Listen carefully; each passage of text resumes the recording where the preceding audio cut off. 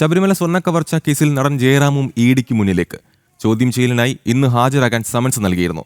പോറ്റിയുമായുള്ള സാമ്പത്തിക ഇടപാടുകളിൽ വ്യക്തത വരുത്തുന്നതിനാണ് നടനെ ചോദ്യം ചെയ്യുന്നത്. കഴിഞ്ഞയാഴ്ച നൽകിയ സമൻസിൽ ജയറാം ഹാജരാകുമോ എന്നതിൽ വ്യക്തതയില്ല. ജയറാമിനെ ചെന്നൈയിലെ വീട്ടിലെത്തിച്ച് SITയും ചോദ്യം ചെയ്തിരുന്നു.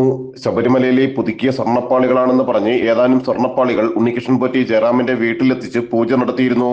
ഇതിനു പുറമെ ക്ഷേത്രത്തിൽ വെച്ച് നടന്ന പൂജയിലും പങ്കെടുത്തു. ഉണ്ണികൃഷ്ണൻ പോറ്റി സ്വർണ്ണപ്പാളി പ്രദർശിപ്പിച്ചുകൊണ്ട് 2019 നടത്തിയ ചടങ്ങിൽ ജയറാമിനെയും ഗായകൻ വീരമണി രാജുവിനെയും പങ്കെടുപ്പിച്ചുകൊണ്ട് പൂജ നടത്തിയിരുന്നു. ഇതിനെല്ലാം ഉണ്ണികൃഷ്ണൻ പോറ്റി പ്രതിഫലം പറ്റിയിരുന്നോ എന്നും ജയറാമുമായി പണമിടപാടുകൾ നടത്തിയിരുന്നോ എന്നും കണ്ടെത്തേണ്ടതുണ്ട്. സാമ്പത്തിക ഇടപാടുകളിൽ വ്യക്തത തേടിയാണ് ചോദ്യം ചെയ്യൽ. കേസിൽ ജയറാമിനെ ED സാക്ഷിയാക്കിയേക്കും. പ്രാഥമിക വിവരശേഖരണത്തിൽ തന്നെ ജയറാമിന് നേരിട്ട് പങ്കില്ലെന്ന സൂചന ലഭിച്ചതിന്റെ അടിസ്ഥാനത്തിലാണ് കേസ് ബലപ്പെടുത്തുന്ന പ്രധാന സാക്ഷിയാക്കാനുള്ള ED നീക്കം. EDക്ക് ലഭിക്കുന്ന മൊഴി കൂടി പരിശോധിച്ച് ഉന്നത ഉദ്യോഗസ്ഥരാണ് തീരുമാനമെടുക്കുക. സ്വർണ്ണപ്പാളികൾ തന്റെ വീട്ടിലെത്തിച്ചത് ജയറാമും സമ്മതിച്ചിരുന്നു.